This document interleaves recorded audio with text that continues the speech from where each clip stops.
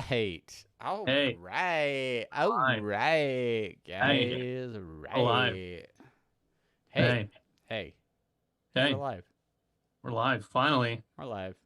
No big deal. Yeah.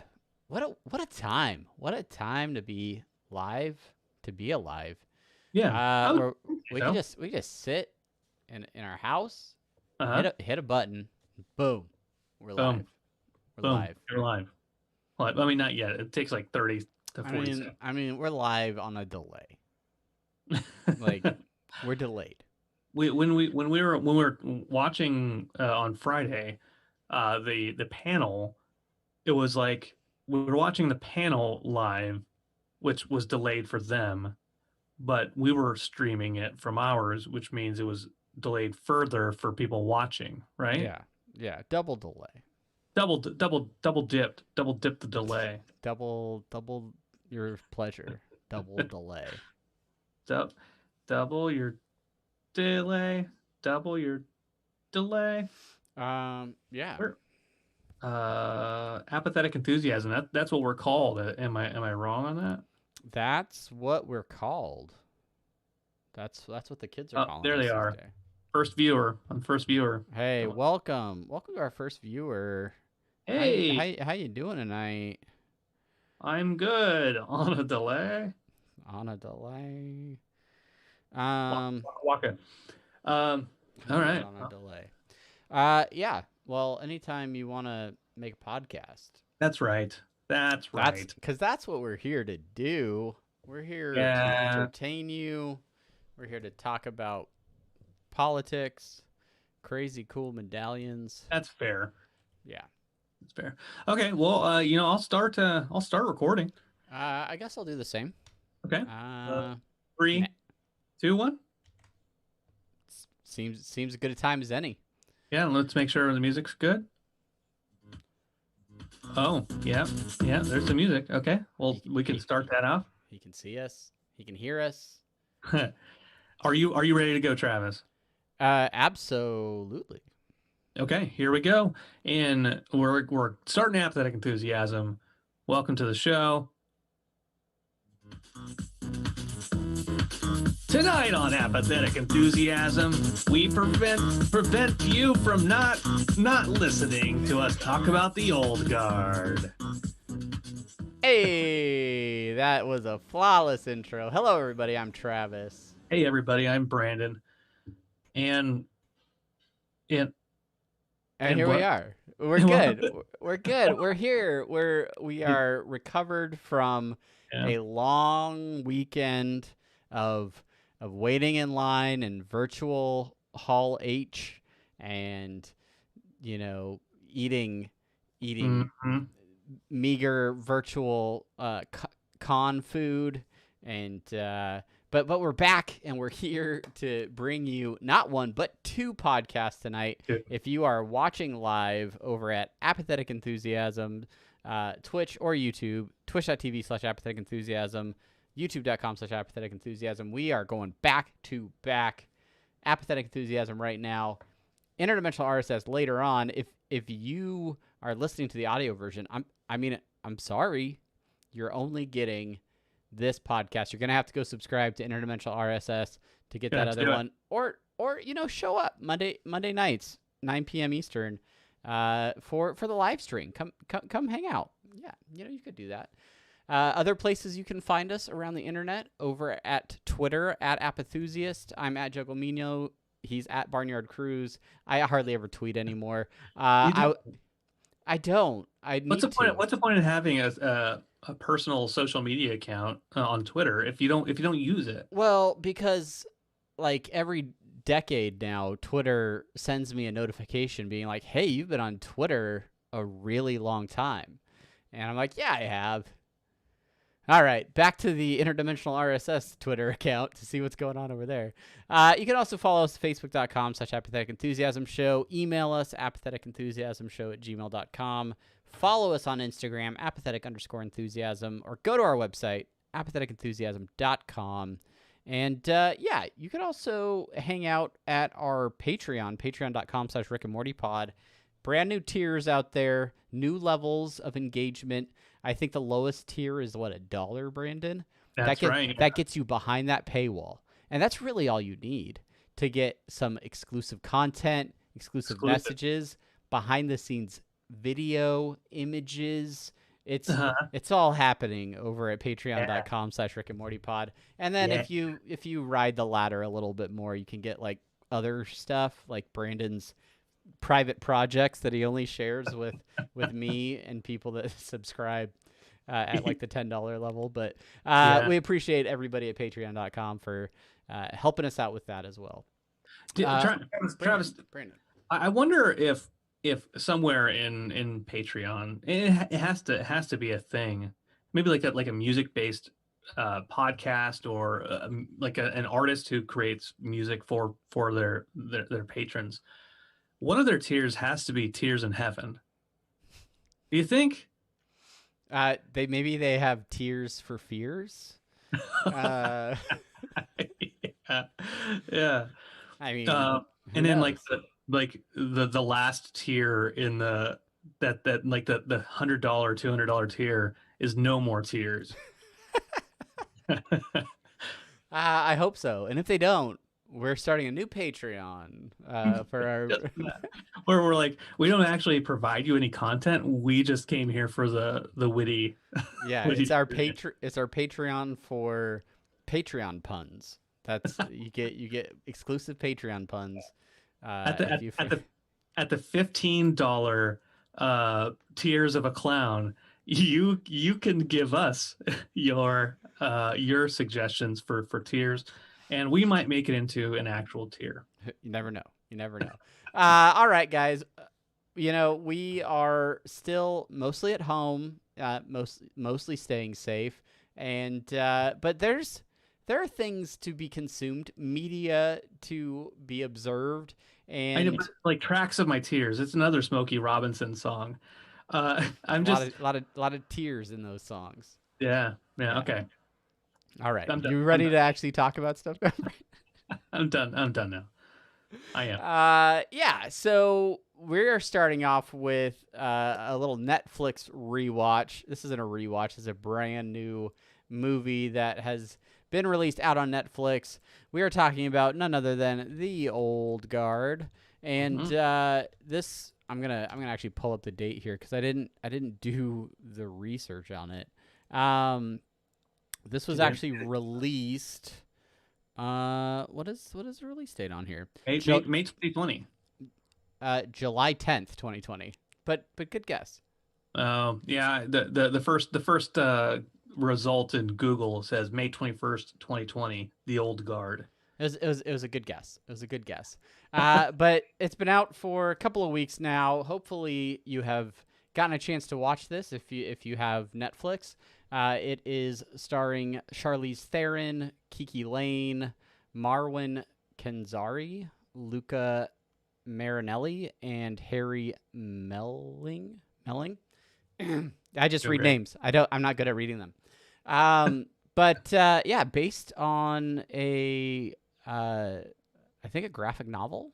Yeah, by Greg Rucka. And I, much like almost everything that comes out on Netflix, had heard little to nothing about this prior to its release. I don't know. Is this something that you were tracking as something that was coming out, or did it sneak up on you as much as it did me? No, I wasn't tracking at all. I spent all my money on Rick and Morty comics, so I don't actually read anything that is probably worth reading. No offense, Alex. No offense, Alex. But when it showed up on Netflix, on the front page, and it like The Old Guard, and it did the autoplay of the trailer, and we watched it, and I'm like, okay, this could be interesting. And we didn't watch it right away. We watched it this last weekend, finally, after recommendations and knowing that we were going to talk about it tonight. And yeah, it was, we'll talk about what our thoughts on it were. But yeah, essentially it snuck up on us. Yeah. Most things that pop up on Netflix, with the exception of maybe Lock and Key, or that other one with comic books with the violin lady and the big arm guy. Oh, yeah, the Umbrella Academy. Yeah, there Yeah, you go. which has a second season, on the way, by the way. Don't care. Completely gonna reshape the whole thing. But Well, yeah, no, it's unless it's a property that we're already tracking pretty closely, there is definitely a lot of content that is always coming out. This is almost like a running joke now in Hollywood, where it's like, yeah, it's easy to get a Netflix deal. Tons of stuff is like Netflix is constantly willing to take on to other projects, but especially now, especially in the midst of a global pandemic, the different, I would argue to call it a theatrical release, the full like major motion picture, especially action films that I would expect to maybe see released into theaters. This is really where Netflix seems to be cleaning up during this pandemic, where other studios are delaying films, occasionally adjusting to an at-home release.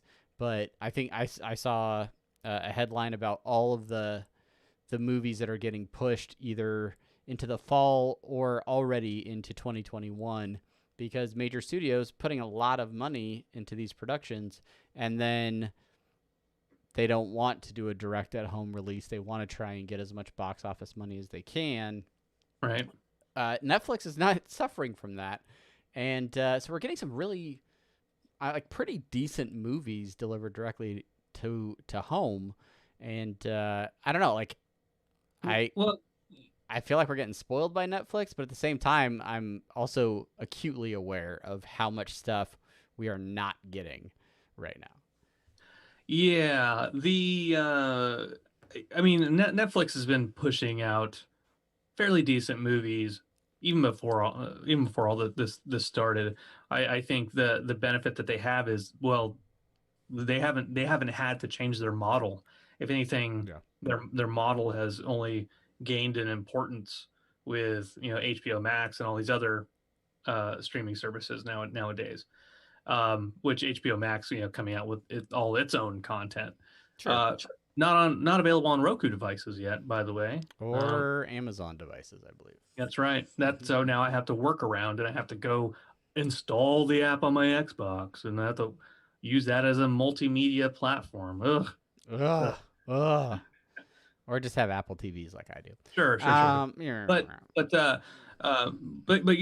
right. The pushbacks for movies in the theater right now, I wish they would just say indefinite. We don't know when we're going to release it. It's indefinitely pushed back, because the part that is slightly frustrating to me is, we're going to push back Tenet to October. Okay, no, we're gonna see how well you Americans are doing in October. Well, let's try January. Have you heard that like some of those theatrical releases are by country, and that other countries that have done a better job managing the virus will get to see movies like Tenet before us? Well, yeah. I mean, which is their just reward for well, I think some plenty of social distancing and hand washing. I think like Endgame, I think premiered, and maybe Infinity War premiered in Asia like a week or two before us, or maybe I'm thinking Star Wars. One of those series, maybe all of them,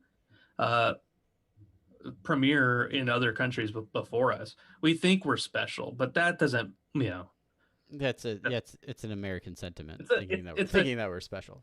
It's a mirage, It's a mirage. But yeah, I think I think a just indefinite on some of this stuff would be good. I I know like streaming platforms are doing their best to try and keep us like hanging on. The Hamilton release on Disney Plus was a huge like cash grab. Just like, all right, we need people to stay on the platform. Like we're not releasing other movies. They like Disney was originally going to release Hamilton in theaters, but they're like, you know what? Let's just get it out there because that'll drive people to the platform. And Yeah. Yeah.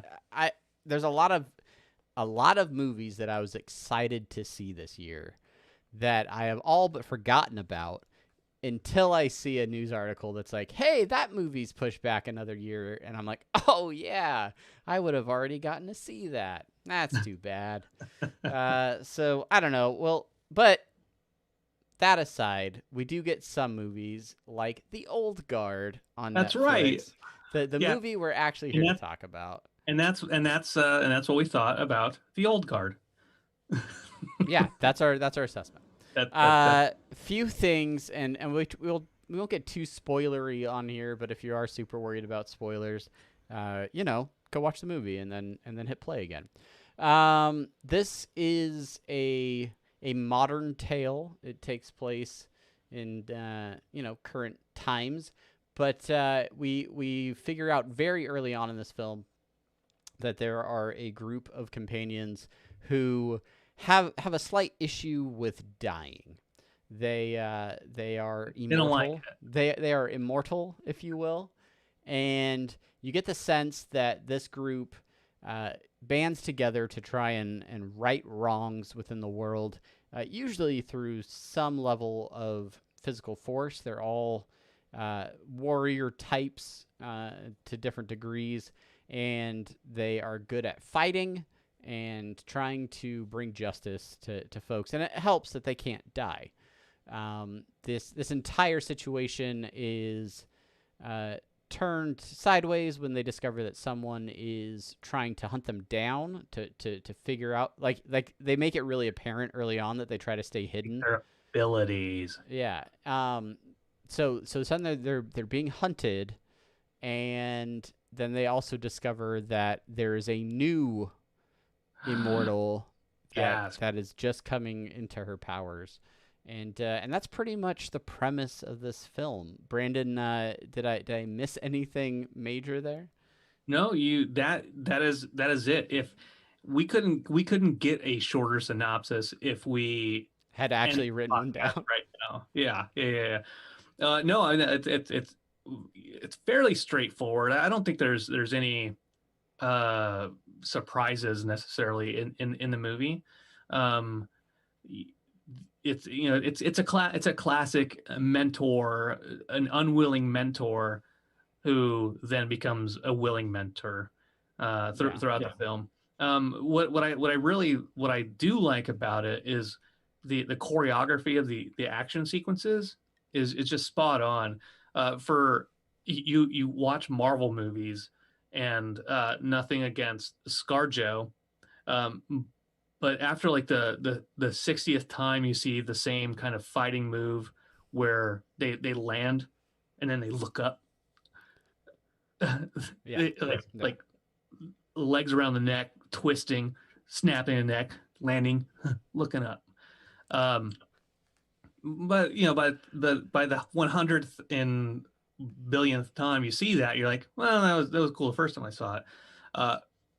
So in the Old Guard, with everything that all of the immortals are doing throughout the movie, just extremely impressive. And Charlize Theron continuing to show that she is an action star, from Aeon Flux to the Italian Job, and other Mad Max, right? Mad Max, yeah. Continuing to show that she kicks ass.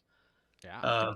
And I read a side note of a story about Charlize Theron on the set of the Italian Job, and she was bragging because they I've never seen the Italian Job. Full disclosure. Yeah, look at me. Something you've seen I haven't. It's because Jason Statham. It's It's one of the heist movies that made me really like heist movies Oh, wow. and Mini Coopers. And Mini Coopers. That's why you have six Mini Coopers. Yeah, Yeah. and I And you put them drive them together, like Jason Statham. and you put them together, and you get a Cooper. Ah, Cooper. A But half dozen Coopers. she was uh, getting cast and looking at the production schedule. They gave her 6 extra weeks of driver's training to prepare for the movie. Down with the patriarchy. Come on. Yeah. Um, and so that pushed her to work extra hard to do well and do a lot of her own stunts with the driving. And she was throwing shade. And this is the article I read. It said throwing shade at Mark Wahlberg, who during one scene where they were going in circles, 360, 360 degrees of circle, but over and over doing donuts, that he had to stop filming so he could throw up. And he lost and his funky bunch there. that's lost his Wahlburgers. Say hello to your mother for me. That Uh, guy. Yeah. So that's our review of the Italian Job. anyway, Charlize Theron, great. What did you like about the movie? I always find a story about some sort of immortals interesting. I like the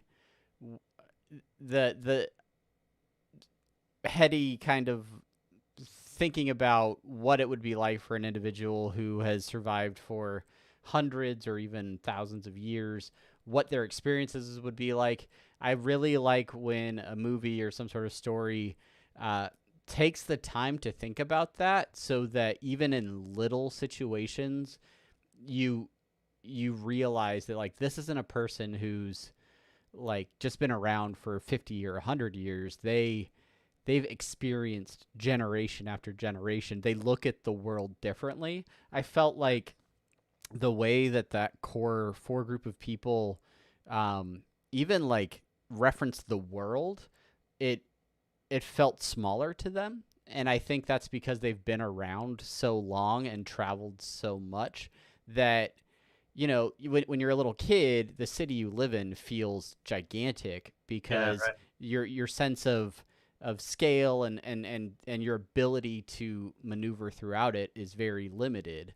But then by the time you get your driver's license or you're a little bit older, suddenly that doesn't feel as big. And then maybe your hometown feels still pretty big until you start to travel the country or travel the world. And then suddenly everything feels a little bit closer. And the fact that they had been alive for so long, they had all these hideouts in different places, but they didn't seem like limited by that at all. They were just like, oh yeah, we'll go to this spot, we'll go to there. And even down to Andy, Charlize Theron's character, tasting the baklava, like, and being able to like pinpoint the place in the world that it was from based on the ingredients and what she was tasting. It was like this little game between the four of them, but it gave a good example of like, we've been around for so long that I can pick this out from a region in the world. Like, you bring it from anywhere. I mean, you're alive that long. It feels Groundhog Day-ish, Just oh yeah, to a degree for sure. Yeah. Yeah. Yeah. Good point on that. The world kind of shrinking. One of the characters, because the new immortal, once she shows up, they realize that she is around, and so they need to go find her. And one of the characters says, it used to take so long. It used to take so long to find others. And they don't expand on that thought at all. They just kind of say it. But as the movies progresses from that point, I was just kind of thinking, well, yeah, that makes sense. There weren't airplanes, and there were ships, and there weren't cars, and there were motorcycles. Of course it took longer. Like, if there was an immortal from the other side of the world from me, and I knew that person existed, and you're having dreams about this person, and they're having dreams about you, to think about it in those terms is pretty mind fucking. Yes, absolutely. Another moment from this that really got to me was the notion of being immortal, not being able to die, like not having any control over the ability to die, and then ways that can be just the worst ever.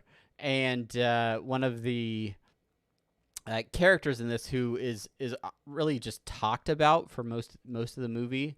I don't remember her name. I think it's like Queenan or something like that. Is it Nikki? No, who's? It's like a Q Oh, O Quinn, like Quinn or something like that, or yeah, Qin or something. mm, But this was the main character's like bestie from like for like a millennia or whatever. But then when they're being tried as witches, instead of burning her, they put her in a steel coffin and throw it into the ocean. And there is a sequence where they're showing her like drowning and then coming back to life and then drowning again because physically she can't breathe, but she also can't die.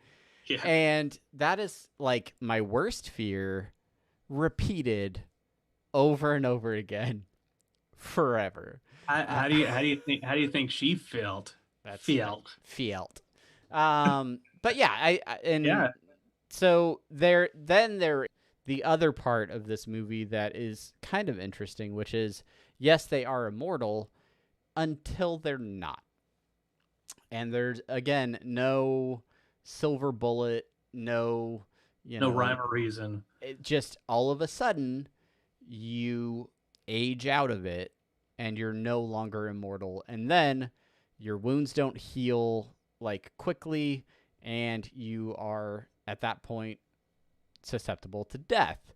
Right. And that plays a part in this movie in showing the difference between how you go into a situation knowing you can't fail, knowing you can't die, and then how much knowing you can die actually impacts the decisions and the your bravery essentially in going into that situation. So if I'd do a whole lot of things I don't do now if I knew I couldn't fail, I knew I couldn't Mow die. the lawn. Yeah, I would I would I would do that. I would really consider it at least. I would hang up all the pictures in the house. I if I No, couldn't die, I don't I know that would. you would. I don't know that that's accurate. No, I'm not great at leveling things out. Although I did find like a good way of just like taking some tape. Look, okay. That's not important. But yeah, and I think the way that this movie handles that, I'm obviously talking around who it is and things like that, but Sure. I think it adds a level of interest to the movie that I found really cool. The problem I have with this movie. But before Okay. you go further with the problem, the whole conceit of not knowing when, like everything living dies, they say in the movie. So you know that an immortal, you don't know when an immortal is gonna suddenly stop healing, but they will someday. Right. And because they introduced that, and because we are watching characters, that's going to happen to one of the characters.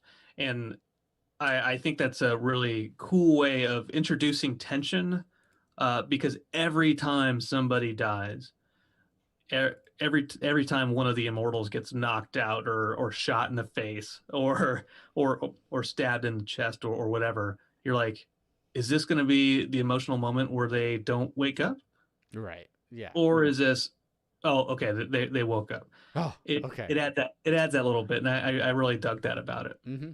Yeah, and I think you get, even when you figure out who like isn't necessarily immortal anymore, um, it like at that point I'm a little bit more bought in to the movie because then I'm like, okay, like what's gonna happen? Some of the ways that they protect each other and things like that, using their immortality, just really really cool concepts with that. One of the problems that I have with this movie is it's 125 minutes. It's full of action. It's great. There is a lot of setup in this movie. There's a lot of here's the world they live in, here's their history, here's how they work, here's this organization that's trying to get them. And by the end of the movie, you're still doing setup with like, all right, we're gonna move forward. You're gonna be the guy that helps us to look for problems and stuff. And the movie ends on essentially a cliffhanger to a point where it really feels like a pilot episode of, a short series or something more than it does like a complete film. Did you feel that same way, or are you gonna tell me to get out of here? No, I agree with that to an extent. I mean, I don't think it was like a movie pilot for a TV show, but I do think that the way they ended it kind of made it felt tacked on, and we're like expecting a sequel type thing. Oh, Yeah. almost was it Bright, right? Like let's introduce the other Netflix big movie, Will Smith, right? Yeah, let's just make it with a sequel in mind. Doesn't If it's good, then people will want it, and they'll be like, I want a sequel. But if it's bad, then we don't have to worry about it, and we won't ever make another sequel like Bright. Like Bright. But I do agree with that piece of it. The thing that you mentioned the runtime. I felt also that the runtime could have been shorter. Yeah. There was stuff they cut out. One thing I didn't really like, and Chelsea and I talked about this, was the music. The music was cliche. It felt like it also felt like it was a little too on the nose with like like when the music tells what the character is feeling with the lyrics. Yeah. And like put on your earbuds. I'm podcasting now. I'm podcasting now.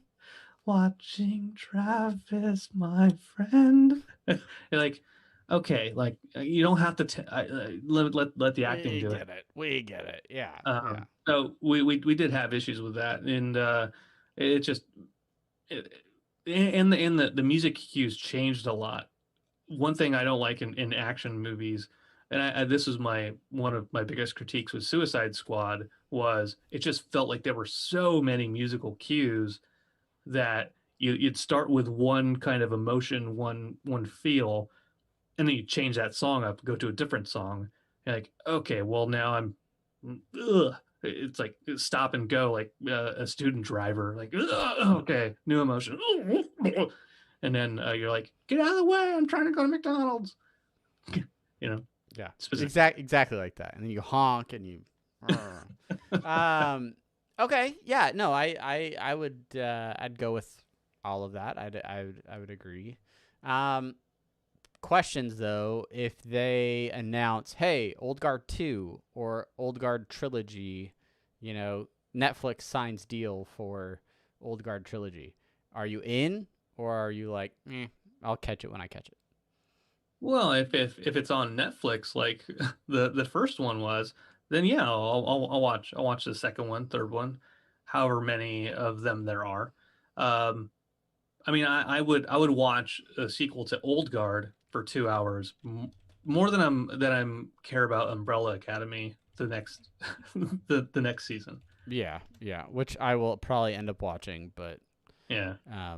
Well, yeah. I remember just on Umbrella Academy, for folks who are listening to this who are like, oh, I love Umbrella Academy. What's wrong with Brandon?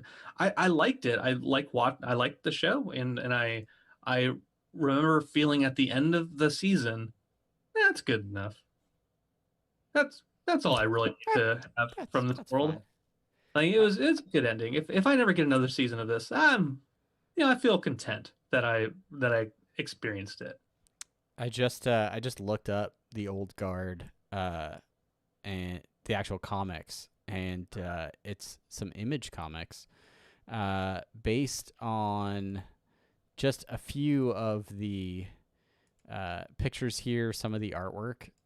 It looks like something I would really be into, and so now I might have to look up the see if there's like a trade paperback or something like that. Because, yeah, no, it looks pretty sweet, and it looks like the movie itself was pretty true to the comics in terms, at least the first few pages that I'm flipping through here. Really? Yeah, it looks like they were pretty true to the source material. So awesome. Very cool stuff. I enjoyed it. My wife and I, we both enjoyed it. And yeah, I thought it was good.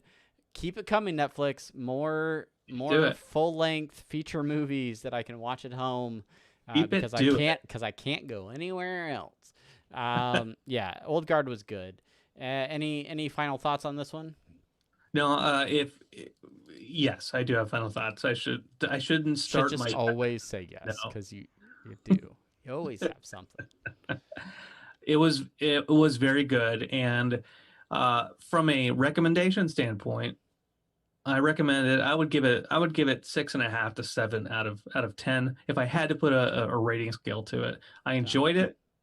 I think it was well made, and I wouldn't be opposed to seeing more. If you're stuck at home with nothing to do, it's a must watch. Like, if you already have a Netflix account, just go watch it. It's a must. Yeah. It's a must. Good action. Good, worth watching. The other bit of streaming media that we watched this week. Let's talk about immortal things. This immortality. And if one thing can make us immortal, it's Hollywood. Brandon, you actually caught this little gem first, and then started talking about it with me. We're talking about Showbiz Kids, the documentary on HBO. How did you stumble upon watching that? What day was that? Tuesday of last week. I was up late, and I'm like, I don't want to go to bed. I don't want to play a video game. I just want to watch something. So I went to HBO Go, not HBO Max yet, because that's not on Roku. And I was looking around. I went on Netflix, went on Amazon, went on wherever else my in-laws have cable access for me to pirate. And then I went to Twitter, and I was scrolling through Twitter. Saw some Shudder stuff, and I'm like, I'm not really in the mood for horror right now. And then I saw a tweet by a verified user, and I forget the user, but they talked about Showbiz Kids, and they're like, Showbiz Kids, great job to Alex Winter who directed it. And I'm like, okay, all right, because I Alex Winter, who is Bill S. Preston, who is in the Lost Boys and some other stuff. He directed it. So I'm like, okay, all right, he was a child star. I'm interested. Let me go to HBO. Went back to HBO, found it. I'm like, all right, yeah, let's check it out. Yeah, that is how I found it. And I sent you a text as I started watching it. I'm like, hey, this is pretty good. This is pretty good. It doesn't fall into the traps of like going directly into like how bad Hollywood is for child actors and like the pedophilia and stuff like that. It does talk about that stuff. But it focuses mainly on just a handful of child stars. The guy who played Elliot in E.T., Todd Bridges from Different Strokes. Yep. Jesse something from that Disney Channel show. Oh, no, Jesse was their the name of the show, right? The nanny on that show. It's I should know this. Well, Evan Rachel Wood. While we're waiting for that, Will Wheaton. Will Wheaton. And well, you're looking that up. Mara Wilson, who was Matilda. Yeah. which is a show that they watch all the time in my house. And Cameron Boyce. Cameron Boyce Cameron was Boyd. also there. Yes. Yeah. Um, and I like that it took all these adults' perspectives on being child stars back in the day. Uh, Really interesting stories from their perspectives about their parents and how they grew up, and you know, also it had some relatively unknown, like two kids, one kid who she's been in plays and she was in School of Rock. She was doing The Lion King, and another kid Like on who, Broadway, like yeah, legit productions. Yeah. and another kid whose mom took him to Hollywood for casting season, for pilot season, Hmm. to try to get a gig, and so it kind of used them to juxtapose against the story. What did you think as you were watching it? I my first impression is similar to what you brought up, where I expected them to go right into like the horrors of child stardom and it being just absolutely terrible, but it really didn't play that way initially. It was very much just on its face. Hey, this is what it's like to be a child star. This is how difficult the business is, probably not just for kids, but in general, how hard it is to actually book something and become famous as a kid. It's not something that everybody can do. But then also how quickly, once you have that, you know, that one starring role, how you can kind of take off.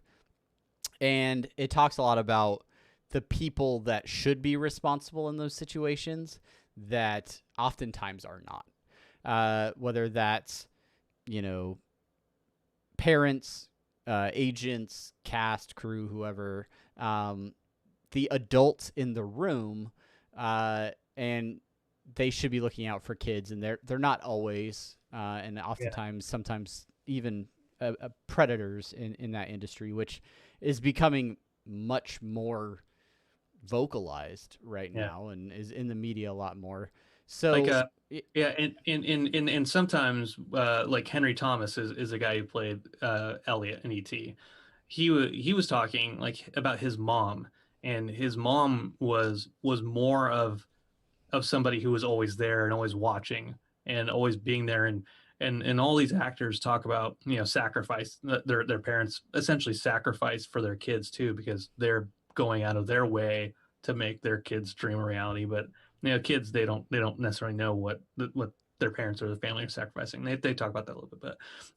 But Henry Thomas is saying, like, since his mom was there all the time and didn't really trust the people in Hollywood, it made it made her seem like she was a diva, or somebody hard to work with, which made him seem hard to work with by extension, and may have hurt his career. But I like listening to him a lot, because he was like he was in a movie before ET, and then he gets into ET, and all of a sudden he's big, and everyone's like, oh yeah, oh, now, like, what you're doing. And and he's I said, I was like, imposter syndrome. He's defining it. It's like where yeah, he's like looking at all these other child actors and he's like, oh, they're hitting their mark. They're doing this thing. They know what they're doing. I don't know what I'm doing. And that carried on through other films where he's like, yeah, I still don't even think I belong here, but they just keep putting me in movies and hiring me for different things. Uh, but I think that's probably true for a lot of people, where they don't necessarily feel like they're great at something until they've been doing it for a very long time, yeah. or they just got really good at faking it. Like, but I don't know. I thought it was an interesting perspective. I thought they had interviews with some of the original child actors, silent picture stars, children that were literally thrown around Yeah. because there were no standards in filmmaking back then. But then all the way, and they took a little look at Shirley Temple. They through the 70s, 80s, 90s. A lot of child actors in that period were featured. But then even some modern ones now, Cameron Boyce specifically, who my kids were watching on TV and were fans of. So I don't know, it's interesting to get the different perspectives and see how things have changed and also see what hasn't changed in the industry and sort of hear the differences in some of their stories. And just how some of them felt more empowered. Some of them felt like they didn't have any power in that situation. But really interesting documentary, well put together. And all these kids growing into growing into their own and turning into teenagers and turning into young adults and like going over the changes in their and then of course how can we forget Fifth Element, our Fifth Element friend, who I forgot that she was a child actress. Because I didn't know she was a child actress. Mia Jovovich. Yeah, that's it. Yeah. You're gonna get it before I do. I don't. I was like, oh yeah, that's right. She was she was like Dazed and Confused briefly, and she was talking like that her mom was this fantastic actress, and she wasn't a good actress, but her mom wanted her to be an actress, and because she was she was pretty and stuff like that, and like just eventually learning that. I'm not going to accuse Mila Jovovich of being a great actress, but she has gotten better and finding her place in the world. And Evan Rachel Wood talks about that too. That Cameron Boyce, which by the way, Evan Rachel Wood, I don't know that I've ever seen her in any role as a child actress, and we're like, she looks really familiar, and then all of a sudden it clicked for Sheena Ant. We're like, oh, Westworld, yeah, she's like the show. Right, that's who we're talking about right now. That's it. But then Cameron Boyce, and his was the one that affected me because like one, I didn't know that he died, right? Yeah. Mm-hmm. Watching this whole thing, like I didn't know he died. Not a lot of Descendants fans in the Cruise household. That's no, unless weird. It's weird. The only Descendants song I know is Coffee Mug, which is on Punkarama 2, I think. The other Descendants. But so I didn't know he died. So I was watching this whole thing, and he was talking about coming into your own and stuff like that. And he was very deferential to the fandom of Disney Channel. Like they're the ones who made it famous, and therefore he wanted to always respect them. And how could he balance becoming an adult and taking on adult roles while still knowing that there's kids out there who are watching him on Disney Channel on reruns, right? Yeah. And then so I'm like, this is a nice kid. Like what a like he didn't, and he talked about like at the very beginning of the documentary, he's like, I can cuss on this? I can cuss on this? I'm like, yeah, go ahead and cuss on it. He's like, yeah, I'm a Disney guy. Like I'm just always thinking about I mean fuck. I know I could say it. I know I could say fuck. But I'm like, he's a guy kid who grew up and he was still fairly grounded. And then he dies. So and they hit you with that at like the very end of it. And it's like 12:45. And I'm like, oh, dedicated camera boy. Oh, what? Which is funny situation. Situationally is funny. Like it's not funny that he died, and it was tragic in our household, even like when we found out about it. But my family found out about that a long time ago, and my kids are huge fans of the Descendants movies and watched Jesse for a long time. So when that news broke that he had passed away, it hit our family at that point. So as soon as Cameron Boyce comes on screen in this documentary for the first time, Sheen and I are both like, oh man, like there, oh there he is, like because we had already kind of like developed that opinion of this really solid young person, like, Yeah. and so then just to see him on there and to hear his perspective and hear the things that he said in the documentary was great to hear. Mhm. But it you know, ultimately made it all that much harder, you know. Yeah. Yeah. And I'm like, the fucking universe. The universe is so shitty. And yeah, Todd Bridges. We mentioned Todd Bridges from Different Strokes, Different strokes. and he,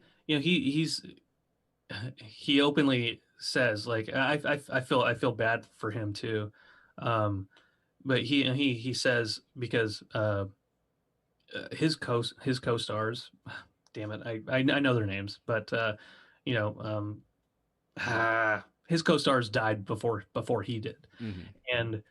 and he openly says like, like of the people who died, I should have been the first one to go, and it's like the universe doesn't make sense to me, so soul crushing. So go Soul watch it. It's really crushing. good. It's great. It's interesting, and it's cool to hear their own perspectives about it, and so yeah, if you have Oh, access to by the way, Will Wheaton went to my high school. I didn't know that. He's from he went to my high school for a semester, and and then he booked Stand By Me. yeah. So if you stop by La Crescenta, California, you will have visited not only the one-time home of Will Wheaton, but the one-time home of Brandon Cruz. There you go. Don't miss And it. he got made fun of, I guess. HBO, HBO Max.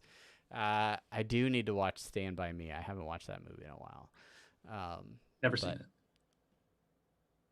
it. is that one of those movies where you're like, I'm never gonna see it? Like, do you have a policy on that, or No, it hasn't uh, made an open opportunity for me to see it. Like it hasn't popped up in my feed. Like whenever I hear about Stand By Me, I'm like, oh, I should watch that. But it never like pops up on my Netflix feed to remind me that that is a movie that I need to see. I don't think it's on Netflix, but we should definitely watch it and talk about it on Right. another Netflix rewatch. I like Stephen King. Yeah, I'm all for it. yeah. All right. The body, the Last sort of body. topic for this episode for this podcast. We're just gonna take a quick few minutes to talk about the status of conventions in 2020. Every year we end up talking about all of the announcements, all of the great panels, all of the great cosplay, everything happening at conventions around the world, specifically San Diego Comic-Con.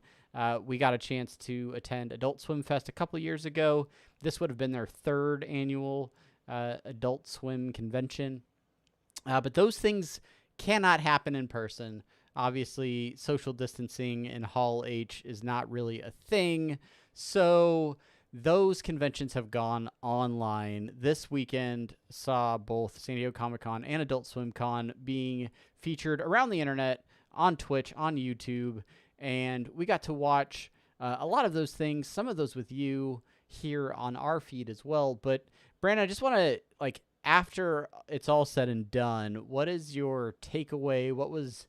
What are your main thoughts that stick with you about having, which neither of us were likely going to attend in person either of these cons this year.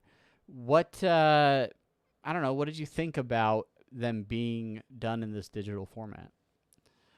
Well, we talked a little bit about this on the ACPN stream that we did the other night, Yeah. the Swimcast folks, and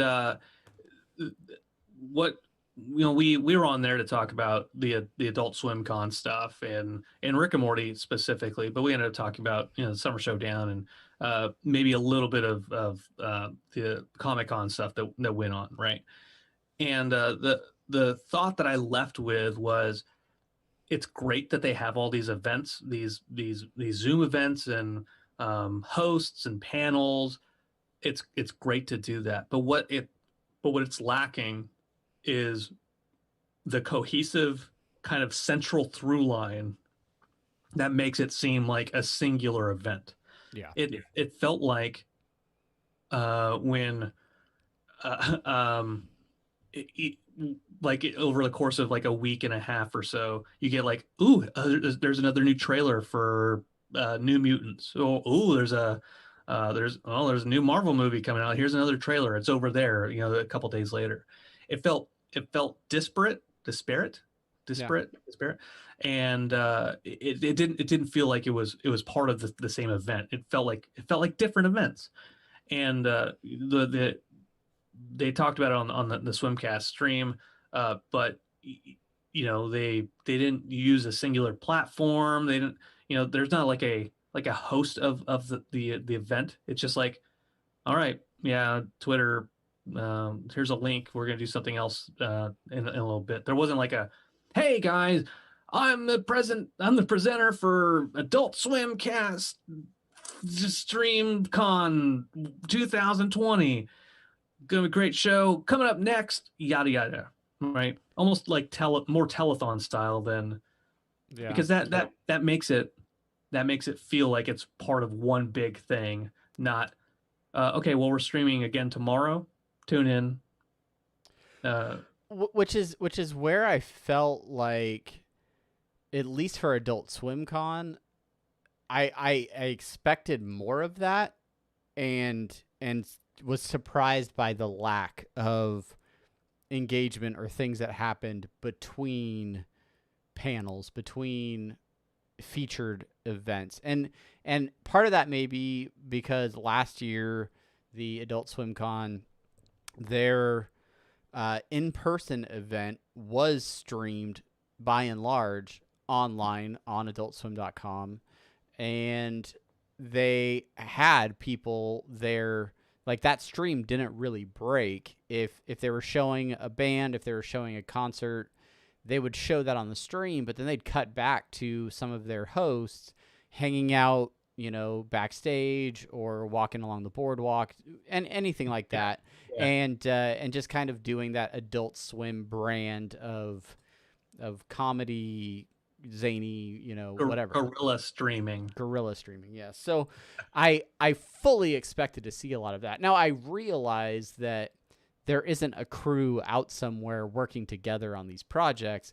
Everybody's still at home, everybody's still working from home. So even things like their cosplay contest, the moderators for their panels are all in their own places. So Yeah. it's harder to do a lot of that stuff. But I just expected more of it from at least Adult Swim. Comic-Con is such a huge Well, yeah, event. It seems like just the effort to bring all of that together in person is hard enough. Like, and then to suddenly take something that's probably been in the works and been in planning for months already, and then realize you have to move it to an online platform. I think they did the best they could, but they were only able to really capture the panel portions, and everything else that makes Comic-Con really exciting was, like, they did try, but it just didn't land as much for me as it could have, I guess. yeah. Well, sticking to the Adult Swim Con, because it is smaller, we can critique it maybe more pointedly. Uh, this to say, I think they did a really good job. They did better than I expected for their streams to go, just based off of what their streams have been in the past. So I'll say that, like, they upped their game as far as the stream production values go. Now, what I will say is that I lost it. It was about the um that there it is. There's like, they announced Adult Swim Con in May, right? Like Mm-hmm. some Something like early that. May, mid May, and what I felt was that they could have done. I felt like they had more time to give us more than what they gave us. Now, the production values, again, I think they did great, but they had a total of maybe like 5 or maybe 7 events, less than 10 events total, less than 10 streams total, Over and 4 days, I think. over 4 days. And a majority of it was the summer showdown and the cosplay stuff, and that was in the Rick and Morty stuff, adult the Toonami, a few other things. They had more time to make it more of a bigger event than what it was. It makes sense that they kept it free. Yeah. Yeah. You know, but I talk about this through line. I keep bringing up like the central through line. Uh, I'm bringing this up not because I'm speaking at it, but the Podfest thing that they're charging money for it. I'm not going to tell you to go spend your money to go to Podfest unless you are a podcaster and you're interested in monetization. Yeah. But Then go spend all the money to attend the virtual version of Podfest. yes, please do that. But there's this app called Hoova, and on this Hoova app, it's like kind of a convention app. And through Hoova, you get all your attendees in one place on one platform, and you can talk about the different virtual events that you've seen. So I'm gonna be giving a speech. People can go to that. They can watch me do whatever live, and they can comment on it, and I can get that feedback, and they could be networking with other people who are also at this event. Hmm. And that's kind of what I felt was missing from Comic-Con and Adult Swim Con, is that singular platform, not Instagram, not Twitter, not Facebook, but a platform that you can go to and interact with other fans to talk about this stuff. I guess that's a really good point because, we think about all of the, stage type things, the panels, all of that stuff at a con. But there's the other aspect completely, and that's the other fans, the other people that you interact with, you get to meet, often lots of artists and things like that you wouldn't necessarily have access to if you weren't there in person.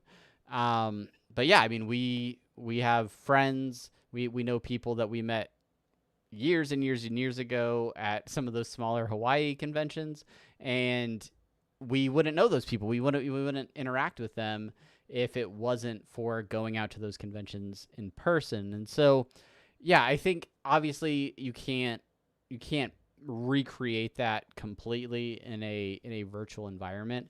I'm hopeful for the day when we can all attend conventions again in person, but I think for what they were trying to do, it was at least a way to get some excitement out there, do some announcements, answer some fan questions, and really just make folks feel better about, for a little while about what was going on, and maybe just have a nice distraction for a little while. So, yeah, I don't know. I thought it was cool. Overall, thought it was cool.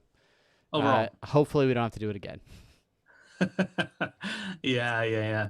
But if you want to go to do Podfest, I will be a speaker there on August 14th, Friday. Friday, August 14th at 1400. That'd be 2 o'clock. What is that? 2 o'clock? 2 o'clock. 2 p.m. Eastern.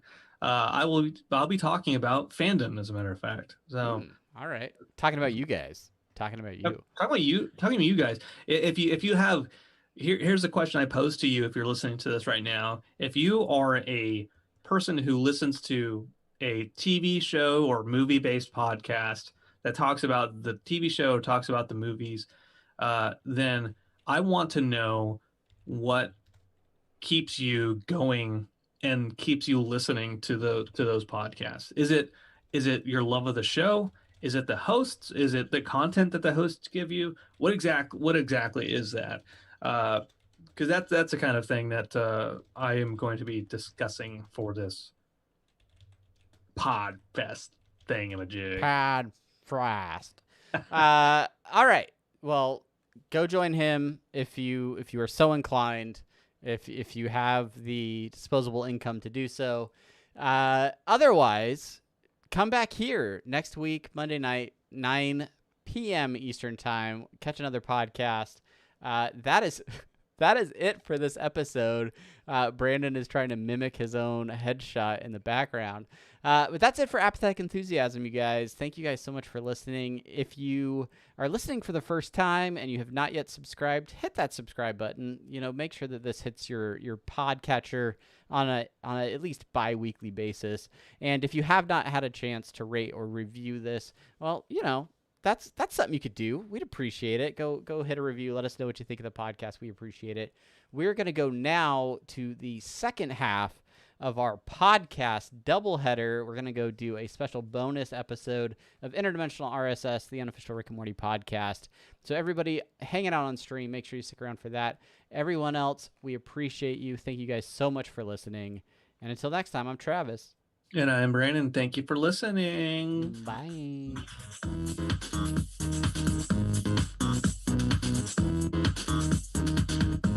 Good news. We'll be right back. We're not going anywhere, guys. We're gonna. I mean, we are going somewhere. We'll be right back. Okay. After these messages, we'll be right back. Isn't it? All right. In a minute. Now, YouTubers, you're still with us. I haven't hit the button yet. Okay. Oh. Now we'll be back. Okay, YouTubers, you're with us still. You're still. Our YouTube friends get to see the actual change. Oh yeah, Reaper's already stopped. I'm rendering. Oh wait, I gotta put an actual title on it. Yeah. I'm gonna refill my spirits. Okay. Get a boost to your spirit there, pal. Yeah. And YouTube, what up? How you doing? Who's actually watching? Too lazy to stop listening, John said. YouTube is king. YouTube getting away with something. I hope this doesn't like. Oh, I guess. Oh yeah, D-Squeeze. You pay to not have to see those ads, and everybody else, there's only 8 seconds left. So, yeah, that's fine. It's fine. You guys, I lost Brandon. He's gone. I don't know what happened. And our layout changed. So thank you guys for sticking through the whole 60 seconds of that ad break so that we can make the 12 cents that we generate off of each and every one of those. Yeah, we are getting started. We're really just setting up the recording portion for the other episodes. So yeah, let us know how you're doing. If you're here watching in the chat, what's going on? How was your weekend? We have a few very specific things from the Adult Swim Con, Rick and Morty related, to discuss, which is why we're doing this bonus episode. This is what I can look forward to on the $5 tier of Patreon. This is exactly it. And we recorded a video. We recorded about a 10-minute video while we were setting up for podcast tonight. I love it. I'm particularly happy with it. There's Easter eggs. There's murder and intrigue.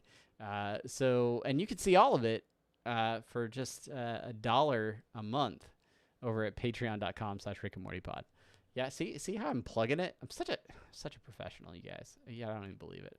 I got a tweet. About the Rick and Morty portion here. We're about to start the Rick and Morty part of our podcast doubleheader. Join us now at twitch.tv/Apathetic Enthusiasm.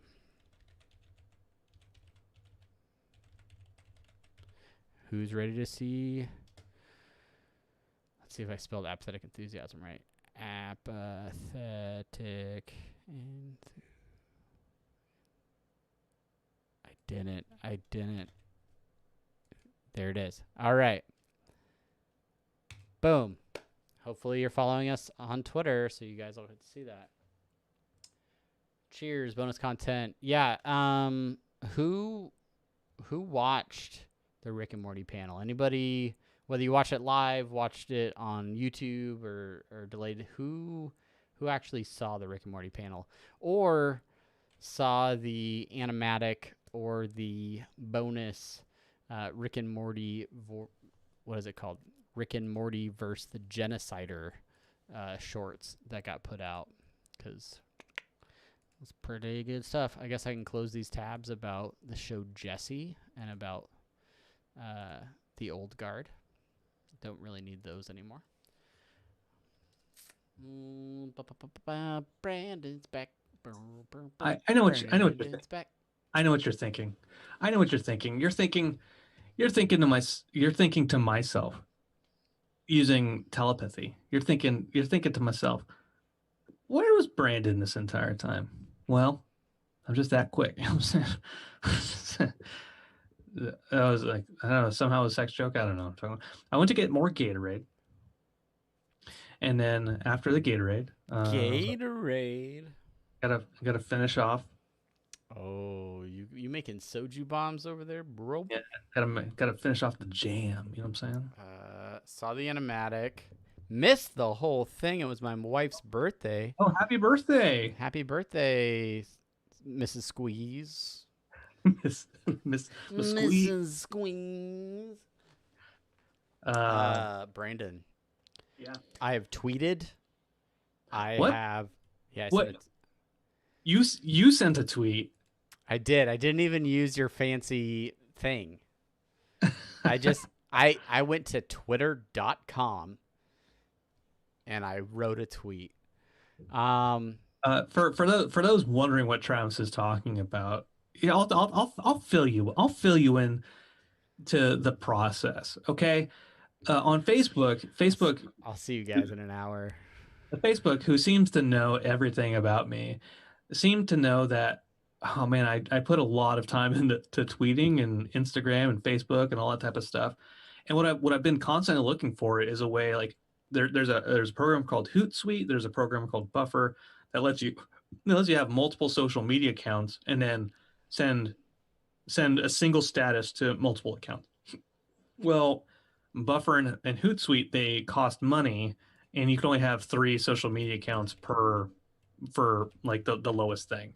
And like, just for the longest time trying to find a workaround using like Ifit or Zapier to try to get around that. Well, Facebook hits me up and it says, hey, there's this thing called contentpilot.io, lifetime license, $29 one-time fee. I'm like, all right, let me look at the trial. And the trial did everything I needed to do. Like, you know what? I will spend $29. This might be a game changer. And so fucking far it is, Travis. So far it is, where I can pull up all of our social medias, submit it for approval, all 3 accounts, Rick and Morty podcast, all 3 accounts, Apathetic Enthusiasm, all 3 accounts, and a Tumblr, and I can post to all of them at the same exact time, reducing my time from maybe five minutes per account to 1 minute. Hey, you ready to make the other podcast yet, Brandon? No. This is what I want to talk about at Podfest. It's just kidding.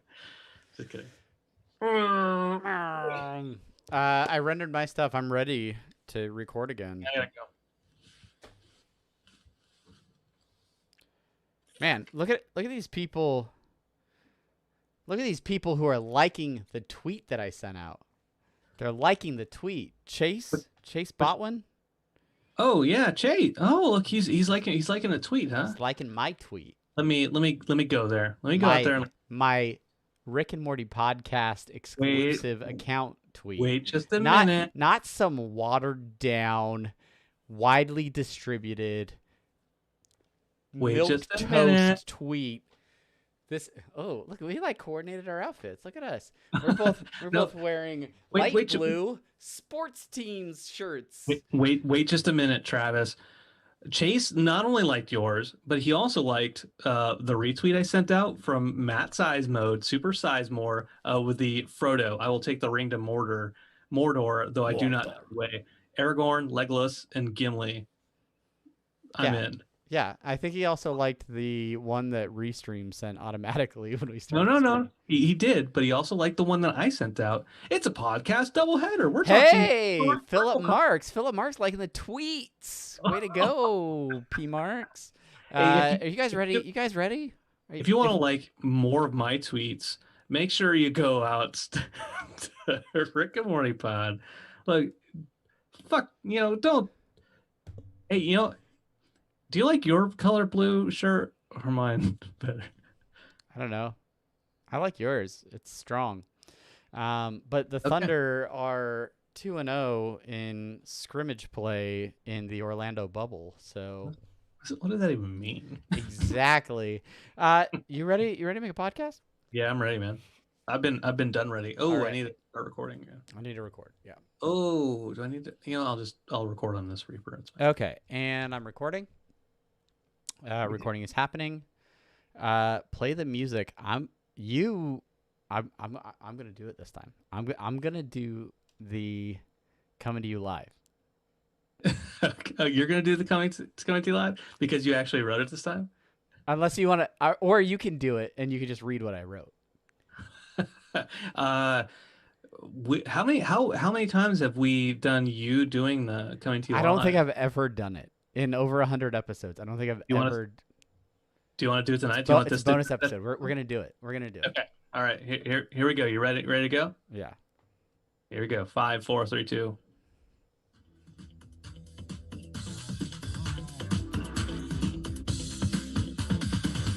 Coming to you live from Adult Swim Con 2020.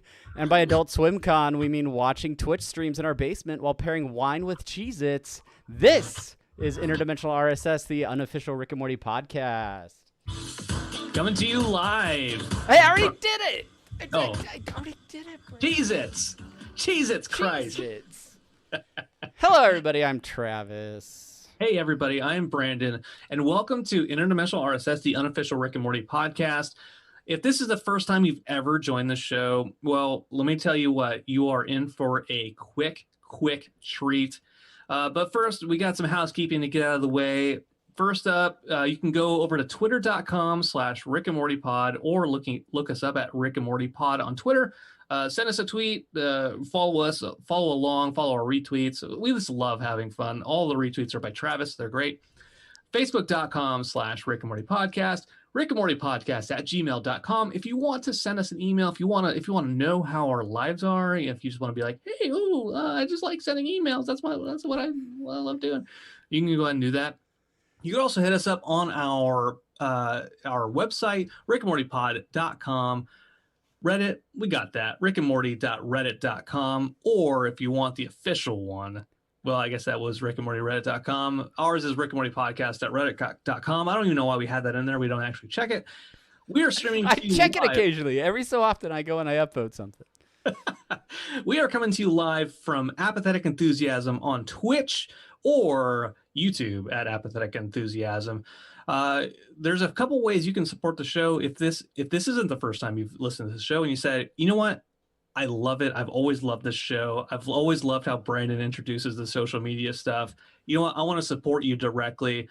There's a way you can do that. You can go to our TeePublic, which is tpublic.com/stores/interdimensional-RSS. You can do that. You can buy a shirt, you can buy a mug, whatever, a bunch of designs. Yeah. Or you can go to Patreon, patreon.com/rickandmortypod, which is great. We've just revamped the tiers where there's 3 tiers now: $1, $5, $10. $1 gets you on board, gets you in the door.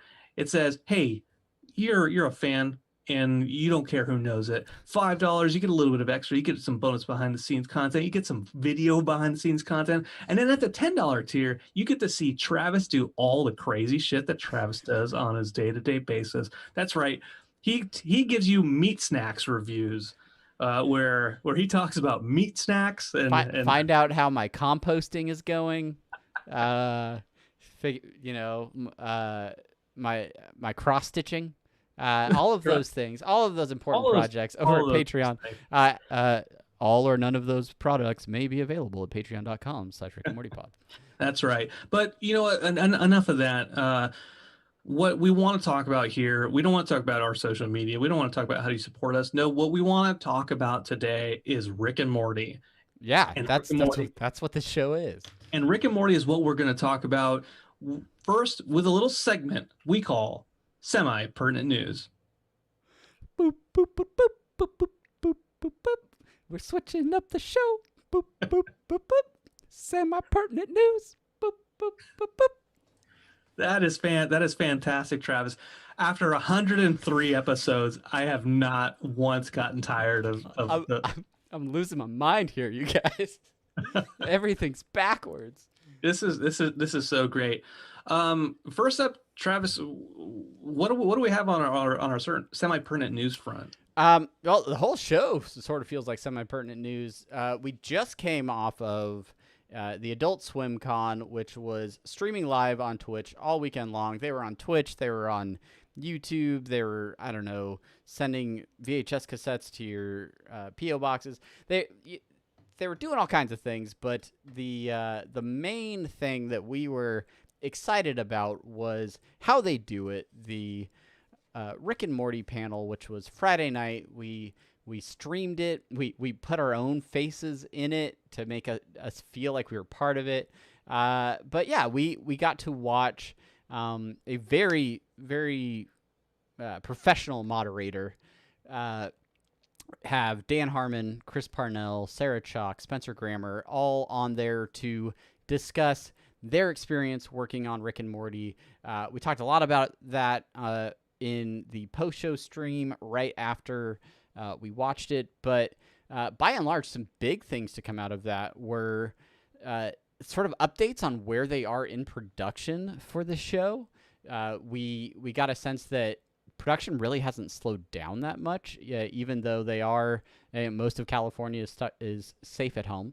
They are still writing the show. They're still working on the show. They have completed writing season 5, except for some rewrites, and they have already started into season 6, writing new episodes for season 6, which I know for me was very encouraging because that means we're more likely to get more Rick and Morty in the near future instead of having to wait like a couple years for a new episode. That is absolutely right. This was the whole stream was full of interesting tidbits. The biggest, you mentioned the season 5 stuff, the season 6 stuff. Dan Harmon mentioned a couple times, other than a couple cheap jokes about Emmys and what have you. He did mention that the whole Zoom aspect of it is actually gotten better and maybe helped him zoom on past like some of the writing pitfalls and the I don't want to say micromanaging pitfalls, but the things that kind of like slow down the process. And he talks about the one thing that was interesting to me that I didn't really talk about the other night with those guys was him talking about a writer's room on Zoom, and where you're in a writer's room and you have a group of people and you say a joke, and you say a joke and then you look around the room and people are like, various thresholds of laughter. On Zoom, you say the joke and then nobody says anything, and they just kind of like stare at the screen still. You see like a muted chuckle, but other than that, Someone nothing. just types in chat LOL. And that kind of anxiety of like, oh, no one's laughing at me, helps you move on. You get over that pretty quickly. Be like, okay, well, so that was a joke. I'm not gonna make it an extra 2 to 3 second comment about how I wanna hang myself because that joke fell flat. But okay, I said the joke. Now, how can we make that better? And how that has streamlined the process essentially with this COVID and Zoom for writing. I thought that was interesting. Well, yeah, and they said that they really are only doing like 2-hour sessions for the writer's room, which kind of forces them to focus within those 2 hours. They don't ease their way into the day, get maybe about 2 hours of real productive time knocked out and then ease their way out of the day or whatever with people coming and going. They know, all right, this 2 hours, we're in here. Let's get to work. We got stuff to do. And then they're out. So, yeah, I think that all of that could potentially be beneficial, at least to a timeliness factor. The risk is there going to be something missing in that dynamic, in the way that they're around each other, the way that conversations flow in a Zoom call versus in a group of people in a writer's room? How is that going to play out with the writing in season 6? Is there going to be a noticeable difference? And that's just really something we're going to have to wait and see. So anyway, they went around the room, talked to all of those actors about what they bring to the characters, different things they like about the show, like about voicing the different characters. All really good stuff. And if you want to see the panel in its entirety, I believe it is available on YouTube. So go back, go watch that, and highly recommend it. A few other little bits that that came out of the panel. First was an animatic, a little teaser, if you will. It was a cold open for an episode in season 5. And Brandon, what were your thoughts on the animatic? Well, I will tell you what my thoughts are on the animatic, Travis. Thank you for your thoughts. Moving on. No, Brandon, what were you? Yeah, no, you're right. Moving on. Let's get into episode detail. Okay, the animatic. We had our pre-stream for the event, how they do it, leading into it, and we kind of through our predictions. What will we see? We didn't read the press announcement close enough, so we were like, oh well, Roiland will be there, and so we didn't actually happen. But we predicted maybe they would have an animatic of season 5. We knew there would be a season 5 preview in some way, shape, or form. I didn't think that they were going to have an actual fully animated, drawn, colored animatic to show us. But I figured it would probably be more along the lines of San Diego Comic-Con a couple years back, where they premiered the Pickle Rick fighting in the sewers against the rats. Yeah, that's what I figured it'd be something similar to. They show a cold opening to a season 5 episode, which means it's very low threat. It doesn't actually give away the plot of anything necessarily, and they get to show that they are in fact doing something, and they're coming along. A question for you, Travis, is: do you think this is one of the episodes that do you think it's a premiere episode, or do you think it's an episode later on in season 5? Because if it's an episode later on in season 5, then that means they are much further along, and we're even more primed for, say, a fall release date for season 5. I don't necessarily think this is a premiere. It certainly could be. There's no context as to like where they even are at the beginning of this episode, but that can happen in just about any Rick and Morty episode. So it could legitimately fall anywhere in the season. I would hope that maybe like a cold open for a premiere would be almost bigger than this. Although it had a lot of action, a lot of very interesting stuff going on. The back and forth with Jessica, I thought was really great. So this very well could be a season premiere opener. I just think if it was, they would have maybe said that or foot stomped it.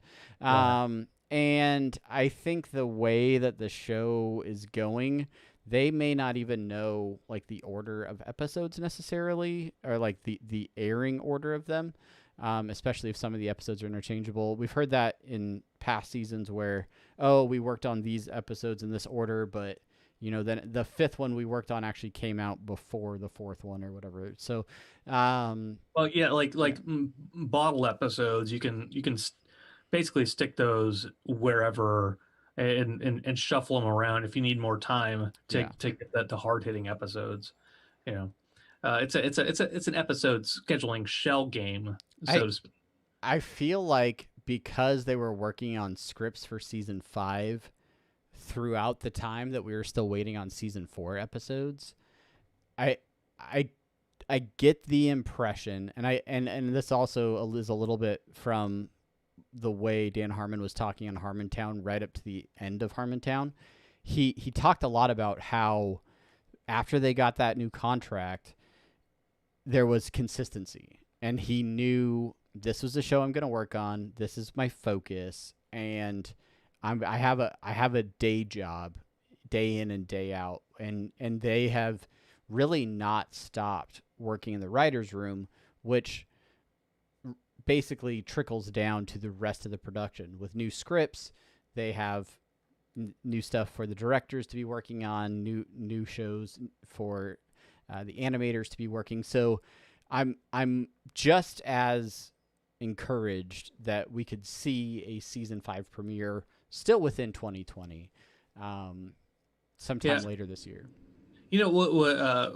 One thing that kind of jumped out at me is Dark King Zorro on Reddit, or not Reddit, well, maybe Reddit too, but on Twitter. Brian Jordan Newton, director for a bunch of episodes, artist for a bunch of episodes. Not going. He's not working on season 5. About to sneeze, but he posted on Twitter after the premiere of the Animatic, and Mr. Nimbus was he was saying that he was glad that they kept his original designs for the character, because that doesn't happen very, very often. Now, knowing that he's not working actively on season 5, which means that character has been around a long time, and if it's a holdover character, holdover design, then that might mean that they're going back and grabbing pre-existing designs to help kind of speed the flow of assets in the animation process. Again, leading to my hope that it premieres this fall. Yeah. Side question on the Animatic, Travis. What was your favorite moment, or your couple favorite moments from the Animatic? And again, we know it's a cold open. It's gonna be real quick. Yeah. But like, what leapt out at you? What jumped out at you? I definitely go back to the conversation that Morty is driving the spaceship. Rick is dying in the passenger seat, and they are looking like they're about to burn up, re-entering Earth's orbit or Earth's atmosphere. And Morty decides to call Jessica for that final conversation. And the way Jessica is just kind of like, wow, I just kind of wish you would have said something. It'd be, like I always feel like you just never had a chance to talk. You always, what's the line, like, being nervous is sort of selfish. Yeah, he's like, I guess I was just kind of nervous. You're like, yeah, being nervous is kind of selfish sometimes. Yeah. So that back and forth, and then him taking that conversation as a I want to live moment. It was terrific. Yeah, that one line is the line that jumps out at me, and I know when you're watching it, you immediately thought Brandon, and I know when I was watching it, I immediately thought Brandon, as I think of, well, I think the last time I did a Comic-Con panel at Tampa, and my friend Gary, after I got down from the stage, and I was like, oh, let's not talk to anybody. Oh, anxiety, right? And he's like, they sat here and listened to you this entire time. Why are you hiding all of a sudden? I'm like, I'm nervous. And so it jumped. Being nervous is kind of selfish, Brandon. Exactly. They sat there.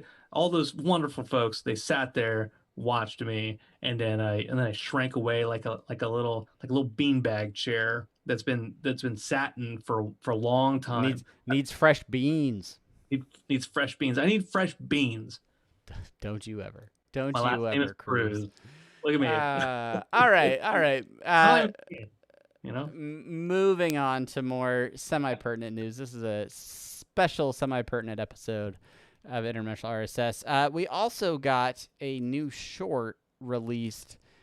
This was not part of the panel, but this came out over the same weekend. It is Rick As part of the Toonami block. Yeah, Rick and Morty versus Genocider. This is a give or take like 8-minute short. It is drawn in a Japanese animation style. All of the voiceover work is Japanese with English subtitles.